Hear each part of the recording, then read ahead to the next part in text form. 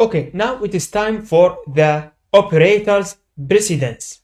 Okay, so well, actually in Python the precedence is the same as the math. So multiplication, so addition, subtraction, this is the least precedence. Then multiplication and division, this is the second. Then we have the brackets, or before the brackets we have the exponential, then we have the brackets. Okay, so let's have a real quick example. So print, so let's say 3 plus 4. Okay, now let's put spaces here so it will be more comprehensive. Multiplied by 2. Now this will give us 4 multiplied by 2, then 8 plus 3, which is 11. So let's see, let's clear the screen first.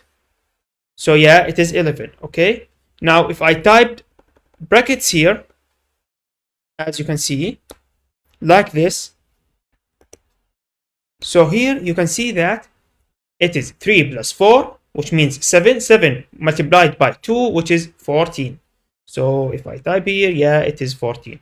Okay, so real quick, the brackets is the highest priority or precedence. Then we have the exponential.